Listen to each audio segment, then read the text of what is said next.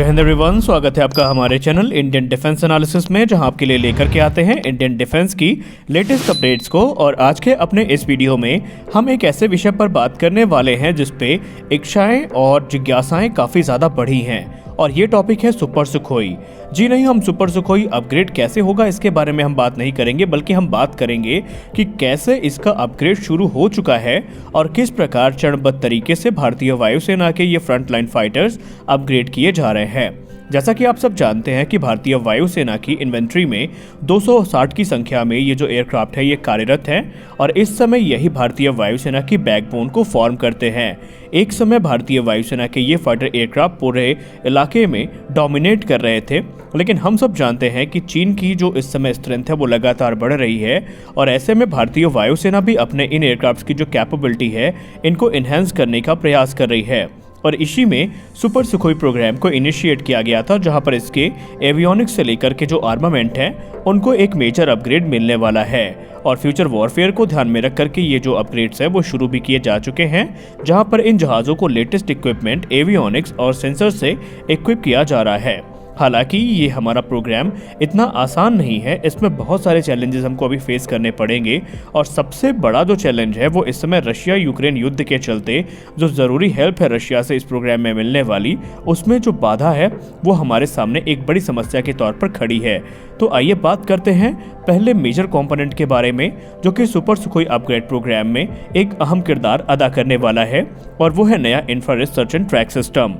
सही मायने में अगर हम बात करें तो मई 2018 में डिफेंस एक्विजिशन काउंसिल के द्वारा एक बड़ा अप्रूवल दिया गया था, जिसके अंतर्गत डिफेंस एक्विजिशन काउंसिल ने जो स्वदेशी infrared search and track system है, जो कि long range dual band infrared search and track system होने वाला है, उसके डिज़ाइन और डेवलपमेंट को मंजूरी दी थी, जिसका मुख्य तौर पर इस्तेमाल सुखोई 30 MKI एयरक्राफ्ट में किया जाना था। और ये मेक 2 कैटेगरी का प्रोग्राम था, और इनिशियली ये कहा गया था कि तकरीबन 100 की संख्या में ये जो indigenous infrared search and track system है इनको खरीदा जाएगा, और इनका इस्तेमाल सुपर सुखोई अपग्रेड प्रोग्राम में किया जाएगा। अप्रैल 2022 में हिंदुस्तान एरोनॉटिक्स लिमिटेड और भारत इलेक्ट्रॉनिक्स लिमिटेड के बीच में एक बड़ा कॉन्ट्रैक्ट साइन किया जाता है, जहां पर इनके को डेवलपमेंट और को प्रोडक्शन को लेकर के बातचीत होती है। और ये कहा जाता है कि सुखोई 30 MKI के लिए जो long range dual band infrared search and track system है वो बनाए जाएंगे। ये जो proposed infrared search and track system था ये काफ़ी कैपेबल होने वाला था, और इसमें बहुत सारी जो एडवांस टेक्नोलॉजीज़ हैं वो इस्तेमाल की जानी थी, जैसे कि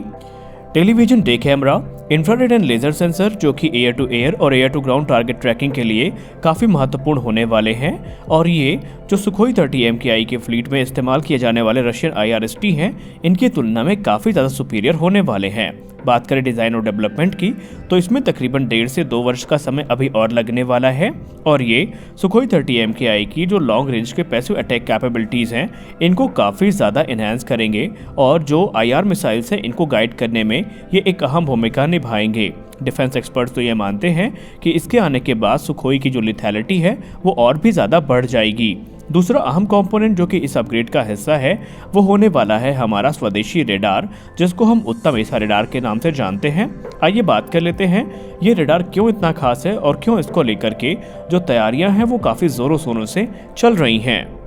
उत्तम AESA radar Sukhoi 30 MKI upgrade programme में सबसे अहम भूमिका अदा करने वाला है, और 26 अगस्त 2022 को इसका जो पूरा का पूरा निर्माण कार्य है वो कंप्लीट कर लिया गया है। और अब defence research and development organisation के द्वारा जो कंप्लीट ट्रांसफर ऑफ टेक्नोलॉजी है इसके प्रोडक्शन की, वो हिंदुस्तान एरोनॉटिक्स लिमिटेड को दे दी गई है, जहाँ पर अब HAL के द्वारा इन रेडार्स का निर्माण किया जाएगा। उत्तम एसा रेडार को सुखोई 30 MKI के लिए विशेष तौर पर विकसित किया गया है, और ये गैलियम आर्सेनाइड सेमीकंडक्टर पर बेस्ड होने वाले हैं। और इसमें जो TR मॉड्यूल्स हैं वो काफ़ी बड़ी संख्या में होंगे, यानी ट्रांसमिट और रिसीवर जो मॉड्यूल्स हैं वो तकरीबन इसमें 1600 के आसपास होने वाले हैं। और इस रेडार को सुखोई 30 MKI की नोज कोन में प्लेस किया जाएगा, जिससे कि इसकी ट्रैकिंग कैपेबिलिटी काफ़ी ज़्यादा बढ़ने वाली है। यहाँ पर सबसे गंभीर चीज़ जो आपको समझनी होगी वो ये है कि भारत के रक्षा मंत्रालय के द्वारा जो रेडार सिस्टम है इनको नेगेटिव लिस्ट पे डाला गया है, यानी इनके इंपोर्ट को नेगेटिव लिस्ट पे डाला गया है।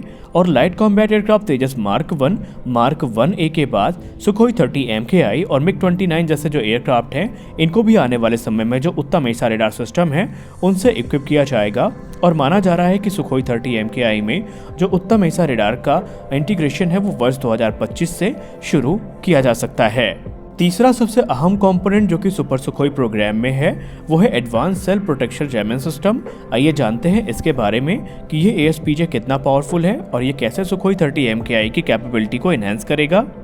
DRDO का जो ASPJ है basically gallium nitride based solid state ऐसा जैमर ट्रांसमीटर पर डेवलप किया जा रहा है और ये जो ASPJ है ये active phased array, ultra wide band DRFM यानी डिजिटल रेडियो फ्रिक्वेंसी मेमोरी और इनबिल्ट कूलिंग सिस्टम पर बेस्ड होने वाला है। दरअसल DRFM जो जैमर्स हैं ये बेसिकली फेमस है अपनी कैपेबिलिटी के लिए जो कि एडवर्सरी के रेडार और मिसाइल सीकर्स को नुकसान पहुंचाते हैं। ASPJ बेसिकली द्रुति रेडार वार्निंग रिसीवर से इनपुट को लेगा और जो RF सिग्नल का सोर्स है उसको जैम करने के लिए कार्यरत हो जाएगा। ये जो ASPJ है इनका जो कूलिंग सिस्टम है वो भी इनका एक अहम हिस्सा है और अभी तक ये इंपोर्ट किए जाते रहे हैं, लेकिन अब जो कूलिंग सिस्टम है उसको स्वदेशी तौर पर पूरी तरीके से विकसित किया जा चुका है और उनका इस्तेमाल अब जो देसी हमारे ASPJ हैं इनमें किया जाएगा। सुखोई 30 MKI के लिए जो ASPJ विकसित किए जा रहे हैं ये पॉडेड जैमर के तौर पर होंगे और इनको सुखोई 30 MKI के विंग टिप स्टेशन 11 और 12 में इंस्टॉल किया जाएगा और ये LH और RH कॉन्फ़िगरेशन में होने वाले हैं। अगर हम DRDO की लेटेस्ट रिपोर्ट की बात माने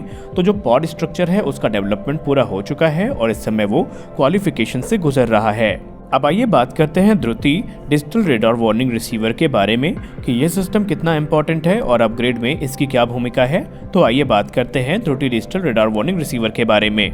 सुखोई 30 अपग्रेड प्रोग्राम या सुपर सुखोई अपग्रेड प्रोग्राम में इसकी एक अहम भूमिका होने वाली है। अगस्त 2021 में यह रिपोर्ट सामने आई थी कि भारतीय वायुसेना 1000 करोड़ रुपए का जो फंड है वो इस प्रोजेक्ट के लिए इनिशिएट कर रही है, जहां पर 125 सुखोई 30 MKI के जो रेडार वार्निंग रिसीवर्स हैं इनको एक अपग्रेड मिलने वाला है और 23 मार्च 2023 को भारत की मिनिस्ट्री ऑफ डिफेंस के द्वारा एक कॉन्ट्रैक्ट साइन किया जाता है भारत इलेक्ट्रॉनिक्स के साथ में, जो कि तकरीबन 950 करोड़ रुपए का होता है और वहां पर 129 की संख्या में DR118 रेडार वार्निंग रिसीवर जो कि सुखोई 30 MKI के लिए हैं उनका कॉन्ट्रैक्ट साइन किया जाता है। अब आइए जान लेते हैं DR118 के बारे में।